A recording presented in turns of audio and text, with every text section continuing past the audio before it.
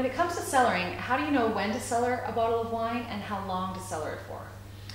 Well, the majority of wines that we see in stores are meant to be drunk young. So most wines will not benefit from aging.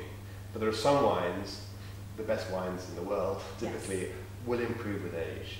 So if you have a cellar, or even if you have a little refrigerator car thing, you can stick your wines in there and see how they evolve with time. It's very interesting.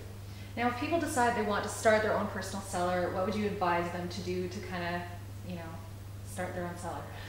Yeah, it can be expensive, but it needn't be. You can start. I mean, for a start, you can't really just buy one bottle of each wine. You have to buy a few, or ideally a case, or even a couple of cases. But if you start off buying 3 or 6 wines, and just aging them and see how they develop over time. How they evolve. How they evolve. And what happens to a wine generally? What happens over the course of 5 or 10 years to the wine that makes it more delicious or more drinkable, in people's opinion? Well, wine is constantly evolving, and it's normally air that makes the wine evolve. So that's why most wines that are built for aging have a cork in it, so there is some ingress of air, some change of the wine in the bottle. But wines that are meant to be aged, when you try them young, they're just almost undrinkable. They're just powerhouses. There's too much going on. There's huge tannins, there's huge fruit.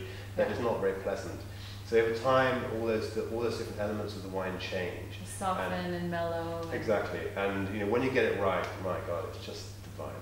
And speaking of which, we have some amazing bottles here. There's a few gems here. One that you wanted to point out to your viewers. This is a gorgeous wine. It's Chateau Cheval Blanc, 1982. Ooh, and 1982. That was the first thing I learned in the wine world. 1982 was a good year. A good year in Bordeaux. A good vintage. And this is a Grand Cru Classé Saint-Emilion.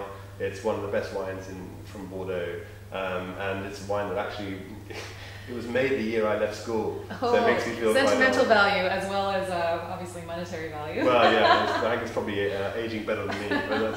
But it's not just red wines that are for aging. We have quite a few whites in here as well. Some sweet wines from Sauternes in Bordeaux, but also some Alsatian wines, Alsace. Some Burgundies, even some Loire whites. Oh, wow. So a lot of wines can benefit from aging, but they've just got to be the right style, and your wine merchant should be able to tell you a little bit about what wines are best for aging. That's the best idea. Talk to an expert when you start, because for a long time I thought no whites could be aged. I was like, okay, it's a clear thing, only reds, not whites, but apparently, there's some world-class whites that do well with aging. Well, I don't know about you, but I want to do some exploring in this cellar, so I'll be over here. Okay.